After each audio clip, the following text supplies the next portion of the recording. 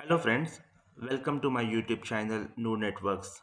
In today's video, we will see how to configure Wi-Fi router for PPPoE internet connection. PPPoE stands for point-to-point over Ethernet. This tutorial is divided into two sessions. In the first session, we will understand the connectivity and the configuration review in general so that you will get a better understanding of configuring any Wi-Fi router irrespective of manufacturer or a model. In the second session, we will be actually configuring the router and concludes with our hands-on practices. I have taken this router model, but trust me guys, I will be covering this topic in such a way that after seeing this video, you will be able to configure any Wi-Fi router with ADSL configuration irrespective of a model or a manufacturer. Today we are going to see a router configuration for ADSL line, and in the next session of this video, we will be configuring the Linksys EA9500 tri-band Wi-Fi router. So before we proceed with our configuration, our theory and our hands-on practices for a Wi-Fi router configuration, I would like to tell you about the connectivity in detail and the end devices along with their functionality in short. The picture you are seeing on the screen is a GPON appliance. You would have noticed that whenever you buy an internet service, a ADSL connection, your ISP will provide you a box and a single fiber cord is connected to this device. Over here you can see that your ISP uses this device to distribute services to your home like IPTV, internet and telephone. What is GPON technology? GPON is a telecommunication access technology that uses fiber optic cabling to reach the user. This fiber optic technology provides faster data transmission and reception through a single fiber with a point to multipoint architecture. So fiber technology uses fiber cabling to distribute an internet access for things like VoIP, video, ultra bandwidth for HDTV experiences, online gaming and much more. Let's understand the connectivity from a GPON device to a Wi-Fi router. So this is how the devices are connected at your home or offices. When you purchase an internet connection, fiber from an ISP is terminated at a GPON device located at your home or office, and the active port from a GPON device is connected to your router through a UTP cable as shown on the screen. So this is how when the service provider gives you an internet connection, the fiber is connected to a GPON, and thereafter from a UTP cable, one of the active port is connected from a GPON to a ADSL router. Now proceeding further, I will show you the connectivity, how your laptop or PC you will be connecting to your Wi-Fi router.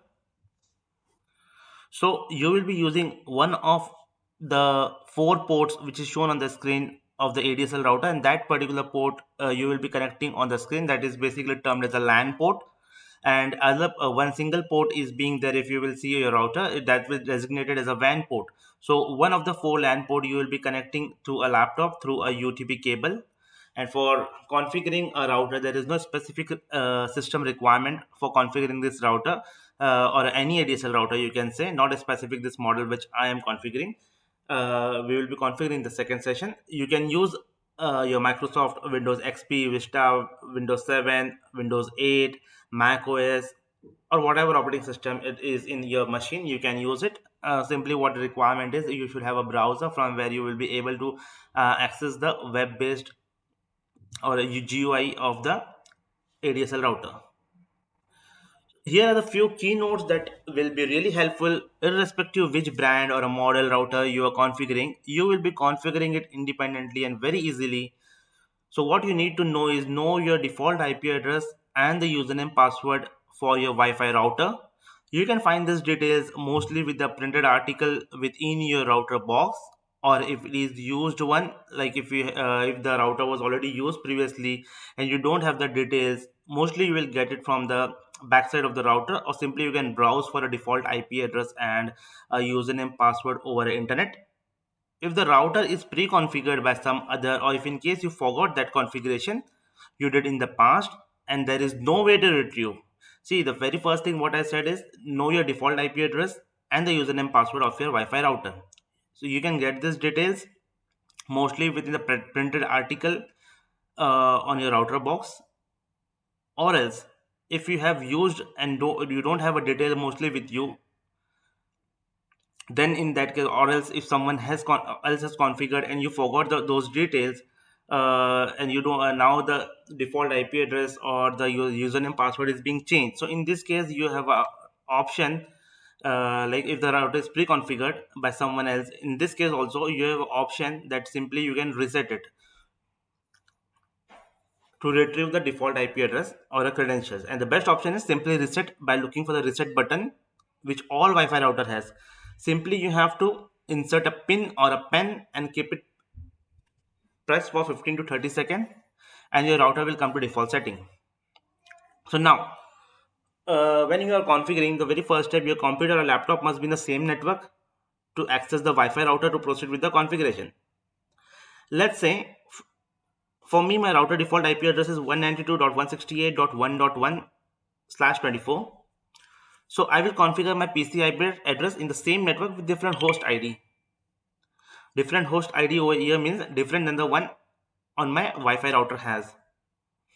I will be configuring my PC or a laptop with the setting as shown on the screen, and I will be configuring any IP address starting from 192.168.1.2 to 192.168.1.254 with a subnet mask as 255.255.255.0.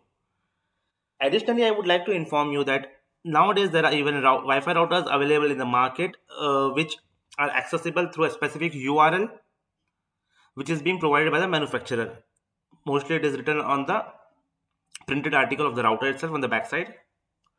So in this case, you don't need to configure your PC network. What you need to do is your IP address configuration for your PC must be set to a automatic setting.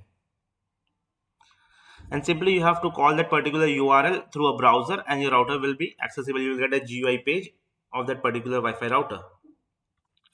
So friends, you are configuring any router irrespective of a model or a manufacturer. Very first, you have to open a web browser and type in the default IP address or the accessible URL mentioned in the back of the ADSL router and press enter. You will get a login page. Enter your default login name and password. Click on login.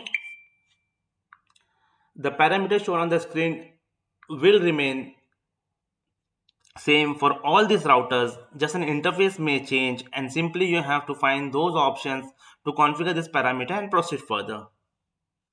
So whatever router you are configuring, these parameters will always be same, and you have to configure like internet connection.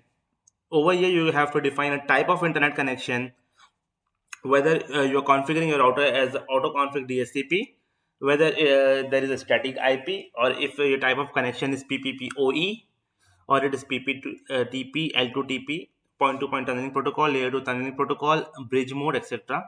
So guys, in the coming session, definitely in the coming tutorials, we will be seeing how you can configure Wi-Fi router or a DHCP, how you can configure a Wi-Fi router using a static IP address, how you will configure in the next session itself, we will be configuring our router on PPPoE and so on. Then you have to the first parameter which you have to define is internet connection. The second parameter which you have to define is a Wi-Fi setting, which is nothing but your SSID Wi-Fi. That is your Wi-Fi name. What Wi-Fi name should be coming when you are connecting, your password, the security mode of your password, and the two different mode of stating 2.5 gigahertz and 5 gigahertz. Then you will be configuring DHCP server configuration in order to get the IP through a DHCP whenever you are connecting to your Wi-Fi router for internet access. Like in your home, you will be seeing like when you are trying to connect your Wi-Fi through a Wi-Fi router, when you find a name, you put a password and you try to connect. At that time, you can see the option coming very quickly, obtaining an IP address. So this is basically done by a DHCP server configuration. We will be looking after DHCP server configuration. We will look after the administration of the router. Administration over here, the password of the router itself, managing the router through a GUI over HTTP port, HTTPS port.